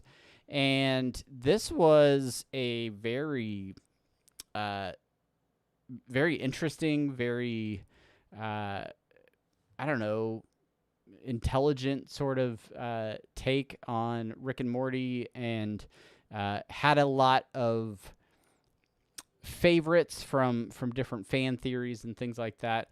What were your thoughts your first or second, third time watching this short? Yeah, so throwing this out there, directed by Tower of God director Takeshi Sano. Yeah, so we did our kind of post Adult Swim Con event with the ACPN guys, Adult Swim Central folks, and a couple other guys, just as far as like talking about all of the Adult Swim stuff. And that was Saturday night at 12 o'clock. There was going to be the Toonami panel where we knew that they were going to show some new Toonami stuff. They're going to show Blade Runner Black Lotus, I think, the animated show that takes place between Blade Runner, the original, and 2039, 2029. 2021, whatever, the Blade Runner movie with Ryan Gosling. C-Lab 2021. But so we knew some of that stuff was going to come out. Well, I was interested in the Blade Runner thing, so I just I checked the Adult Swim stream around like 12:15, 12:30, and that's when I saw, oh, there's a new Rick and Morty animated short, which I probably wouldn't have seen until probably mid through Sunday afternoon had I not been interested in Blade Runner. Thank you, Blade Runner. So I watched. I sent you the link. I watched it, and because it was so late, I probably missed a lot of details. But I was still, I was enthralled by it. I watched the whole thing. I like subtitles. I don't mind subtitles, so I enjoyed watching it. The animation was great. The plot of it was not super easy to follow. And if you go to Reddit right now and you find any kind of Reddit thread about the story behind Rick and Morty versus Genocider, you will find a bunch of different theories and a bunch of random thoughts. Not all of them as convoluted as the last. Probably what they were going for with this anime. But I was impressed by it. Ultimately, I was impressed by the last anime thing that they came out with, like the kind of like Ronin-esque Rick and Morty short that they had before. What did you think of it when you watched it? I also watch a lot of things with subtitles. But the thing for me was I'm a slow reader. And the pacing of this short is very quick, and the dialogue is very quick. And I don't know if that's just because of the way that it's spoken in Japanese or what, but it was hard for me to keep up with the dialogue and then also appreciate what was happening on the screen. Okay. I felt like I was just reading it very rapidly, so I kind of had to ingest it in pieces and sort of get an understanding of the story, and then go back and kind of watch it knowing what's going on and kind of checking back with those beats and appreciating it for all that it was.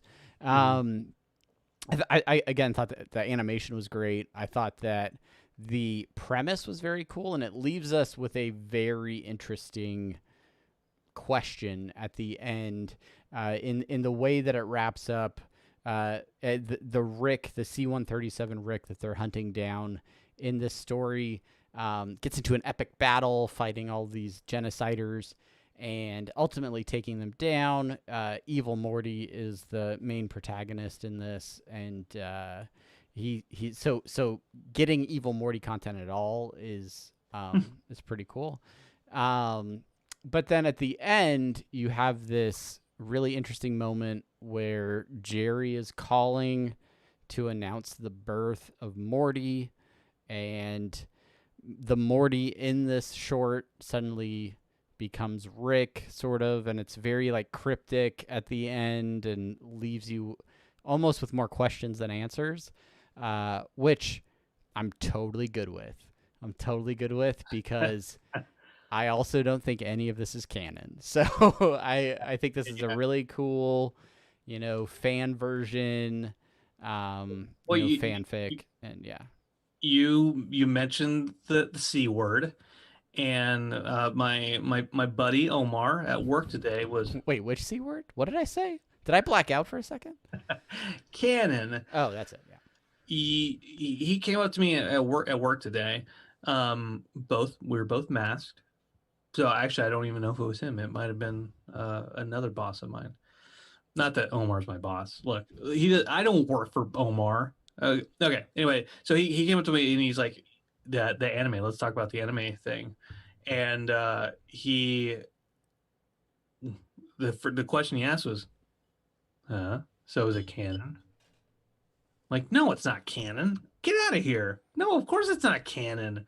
No, like anything that is not the main show, yeah, is not it's not canon unless the main show says it's canon. It's just like Star Wars. Sometimes the main show isn't canon. So like we just yeah. Rick, never Ricking Morty. Yeah, even if it says C-137, it doesn't necessarily mean it's canon. The comics have said it's C-137 Rick. Unless the show says it's true, then it's not actually true. That doesn't take away from how cool the story is and how cool the animation is in any way, shape, or form. But I'm not an advocate of it's canon if something else is out there or looking too deep into it. Well, I mean, we talked to Alex, we talked to those guys a couple weeks ago about Rick and Morty Presents Bird Person, and that they don't have like a whole lot, like they get told like, well, stick to these designs, but they don't inform them on story points or anything like that. So it's very loosely based in canon. To me, the animated shorts are very similar. Like you don't go to they used to have like those Rick and Morty kind of like really short like creepy looking things, like Rick and Morty Animated Adventures. Like we don't think those are canon. No, we don't think the Pringle Bush World Adventures. No, not canon. YOLO. Yeah, YOLO Crystal Fantasy. Yeah. Looking forward to it. Yeah. But yeah, no, I thought this was a good short. I think if you have not watched it, definitely head out to YouTube, Rick and Morty vs. Genocider. Take a look. It's very interesting, very well done. Again, fantastic animation. One of my favorite comments from the YouTube page is my friend. So what's your so what anime do you like? Me. It's complicated. Yeah. This could be up there in some of my favorite anime ever. Yeah. So. I want to change things to something a little bit more serious. We're not talking about anime. We're not talking about Rick and Morty directly. We just want to say that I don't know when this news popped up. It popped up to me earlier today. I saw it today. And it was pretty fresh headlines when I saw it. So the Rick and Morty panel had Chris Parnell, had Serge Chalk, had Spencer Grammer talking about their roles. And that night, Spencer Grammer went to a restaurant was it that night? It was. So Friday night was the panel. The panel, as best we could tell, was live because they were taking questions from the stream. Yeah. And then Spencer Grammer, voice of Summer, went out to dinner with a friend that night in Manhattan. Yeah. And so the news is that an individual was waving a knife, disgruntled about not being able to get into the restaurant because they were about to close. And according to, I think, the New York Post, so take this with as much of a grain of salt as you'd like, that Spencer Grammer actually went up to try and defuse the situation. She was actually, she got, I think the term they used was slashed, Flashed, with a blade. Was taken to a medical center, got some stitches, released that night.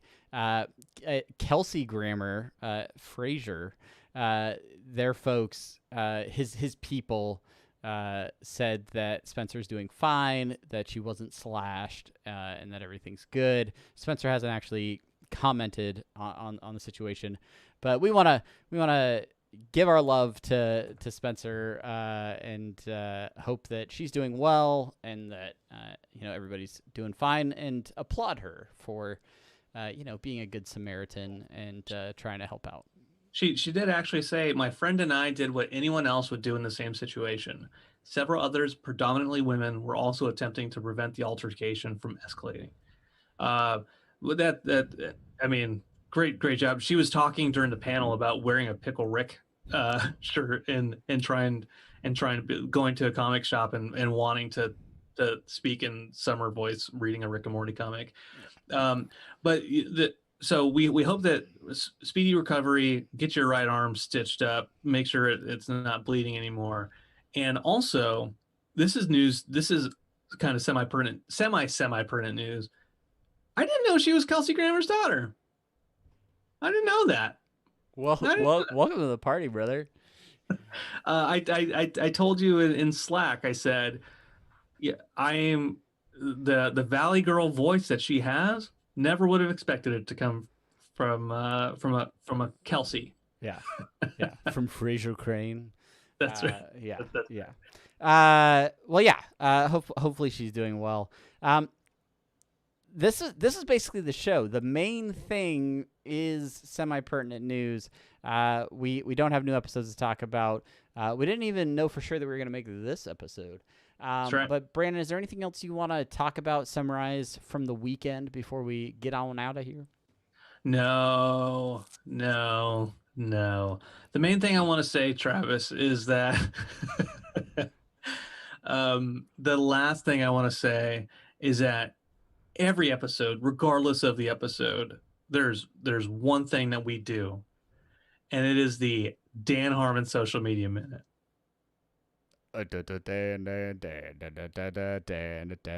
Dan Harmon Social Media Minute. I had to do both songs? What a ripoff. This is the darkest timeline. Well, we did the main thing song. You had to do. That's fair. That's fair. All right. Well, we'll talk about Dan Harmon on Instagram because that's where he's at, guys. He's on Instagram. You can't find him anywhere else. And, of course, he's staying at home. We talked about it earlier in the show. The writer's room is convening over Zoom. And Dan shared on his Instagram the video backgrounds that he is saving for his Zoom backgrounds so that he can occasionally walk away from the writer's room and look like he's still engaged and paying attention on those calls. So he said that he recently switched it. He also has sounds.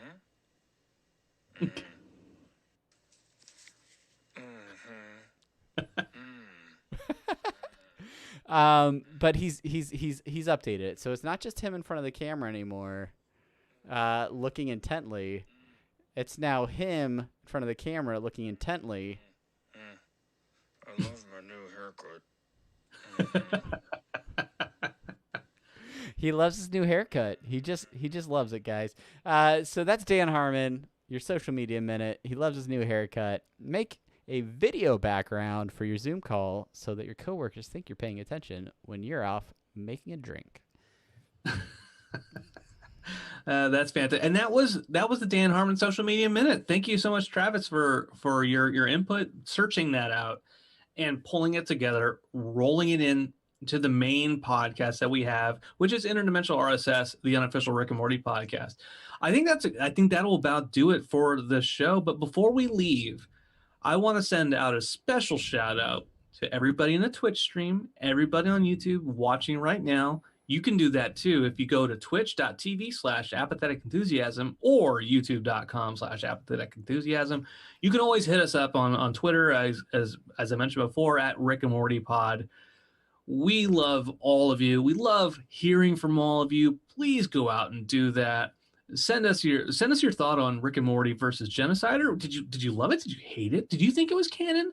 If you did, we're not friends. Just kidding. Well, I mean, I guess we're not acquaintance. Maybe yeah, we're at least acquaintances. There's some give and take here. Yeah, we understand that.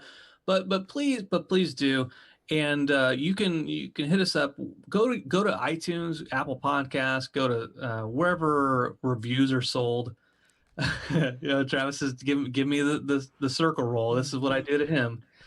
And we're switching roles. This is what we're doing. Let me just put this last little bit out there, Travis.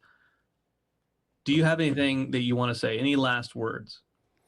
I'm becoming Brandon, guys. I'm the Brandon in this podcast now. And no, thank you guys so much for listening. And join us next week. We're gonna go spend just a little bit of time in our stream only post show. This is the second half of a doubleheader, and Brandon is pretending to be bald. I have glasses on. Special shout outs to brand new followers, G_Wayne, Punkerbean, and Boyd Space over on Twitch. Thank you guys for following. And yeah, that's it. Thank you guys so much for listening. Thank you for watching, and we will see you next time. I'm Travis. And I am Brandon. Goodbye, everybody.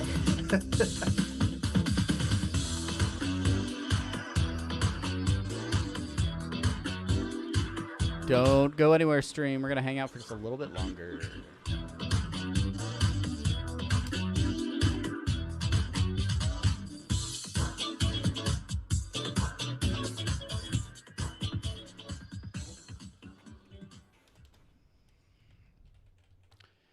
Hi, guys.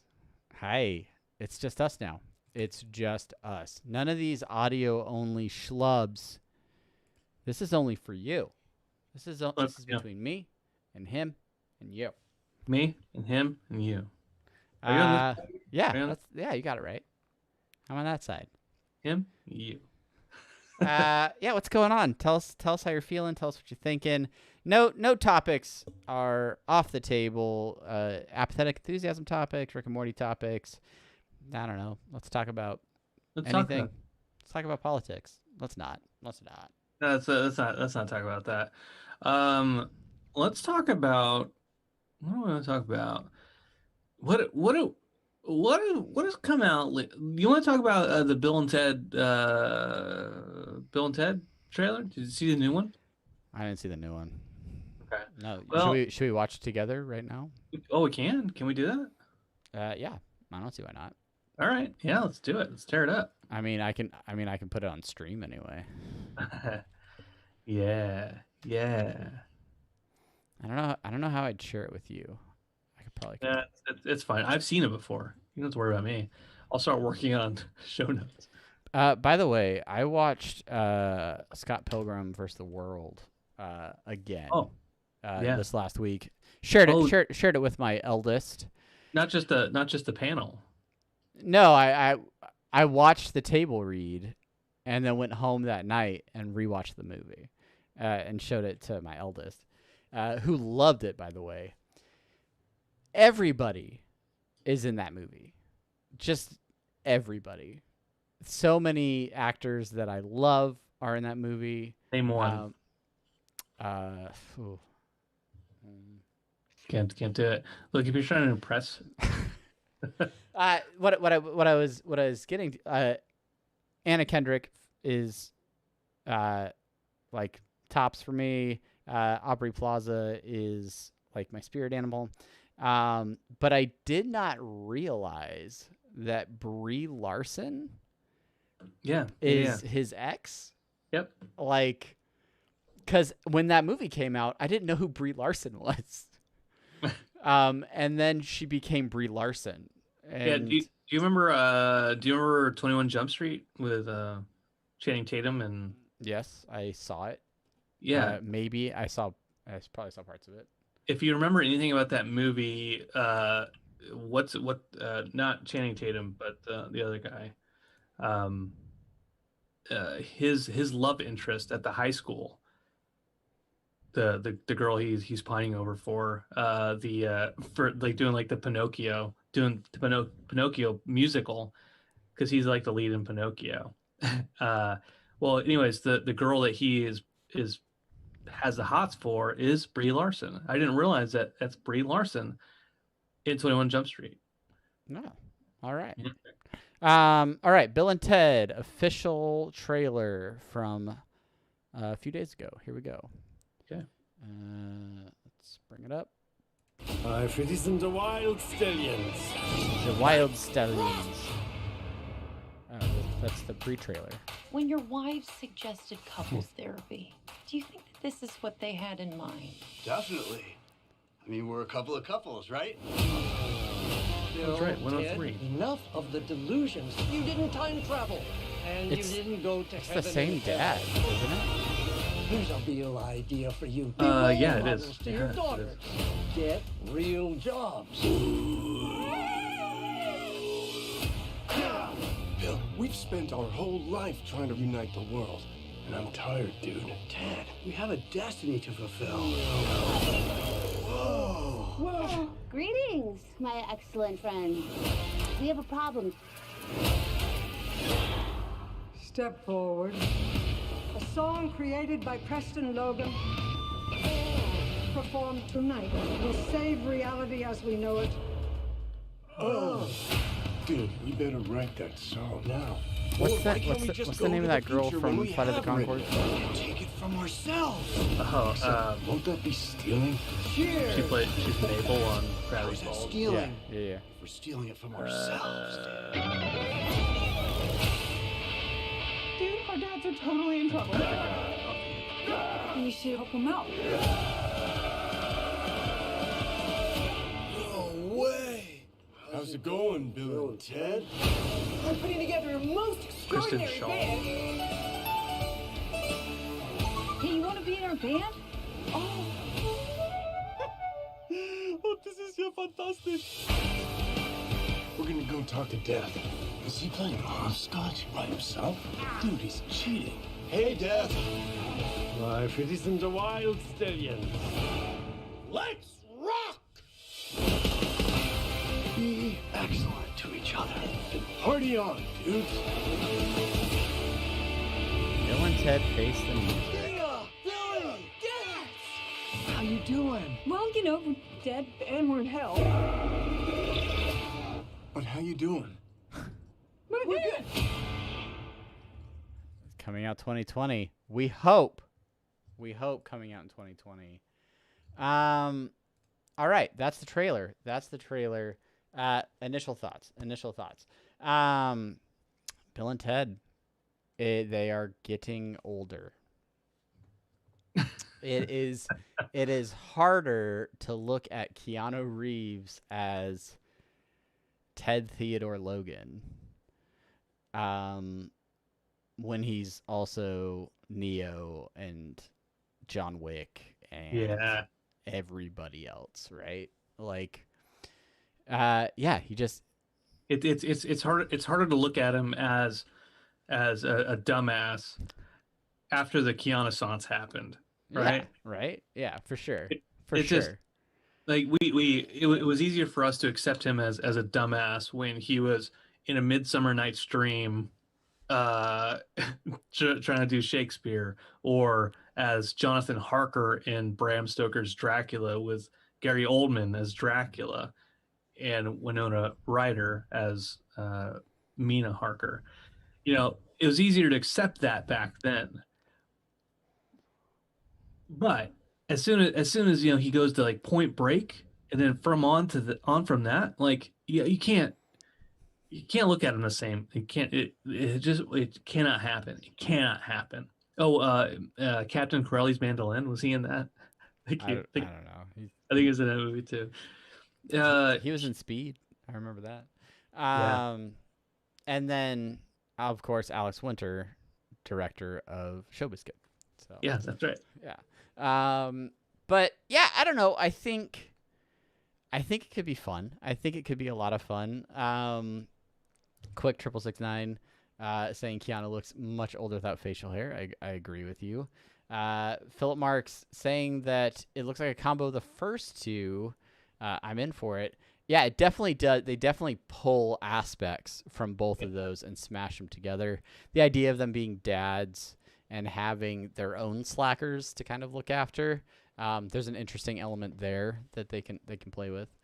Yeah, no, it should be fun. Yeah, I think that is the sure sign of a good sequel is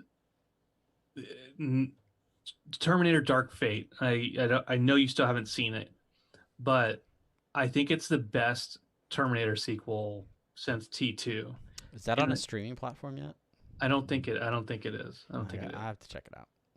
It is the best sequel since Terminator 2. A lot of people will tell you that it negates a lot of what happens in Terminator 2, but I don't think it does.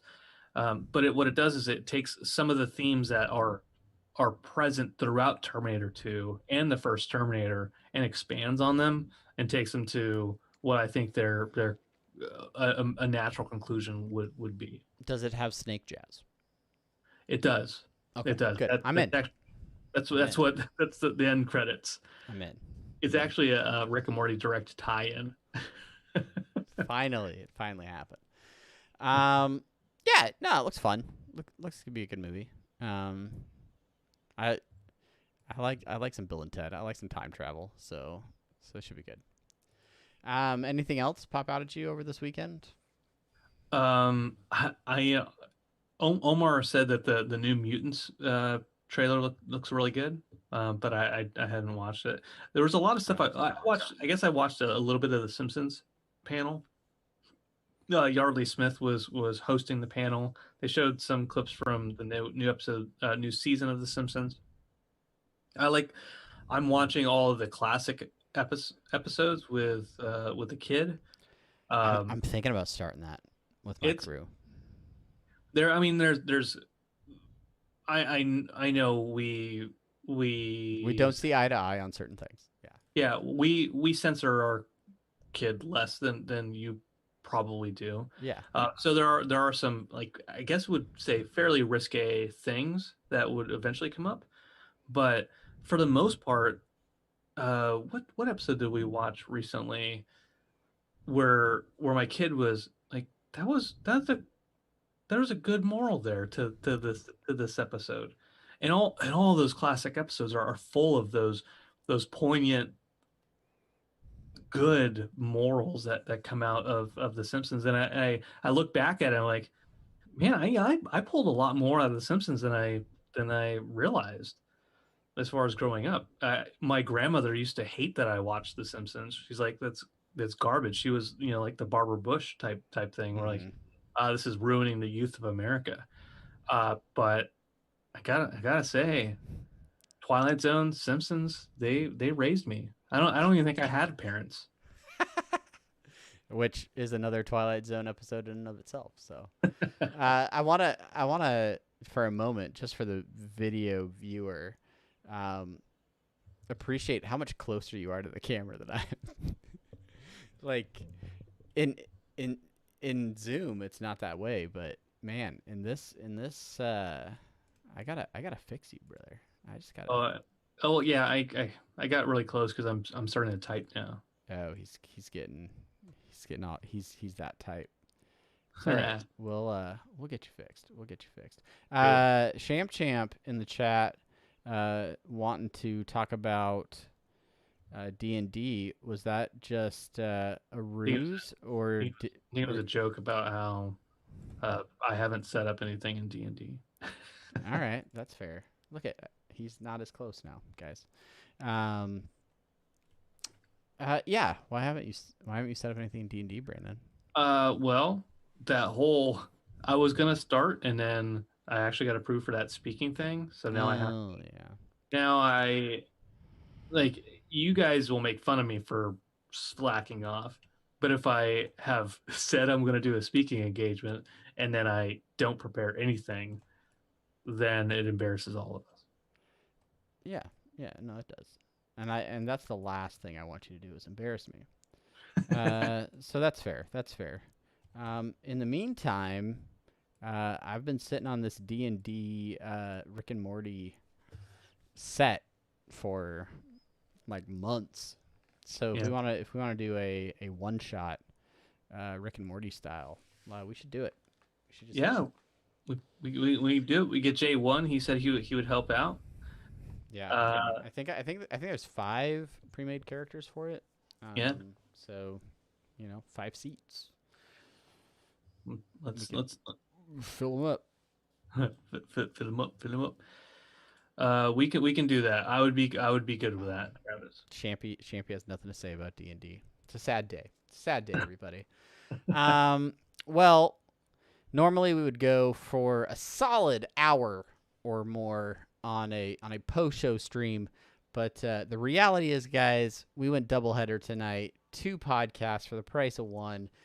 Thank you to everybody that stuck around for Apathetic Enthusiasm and our little bonus Interdimensional RSS. You guys are amazing. We appreciate you guys hanging out each and every week in and week out.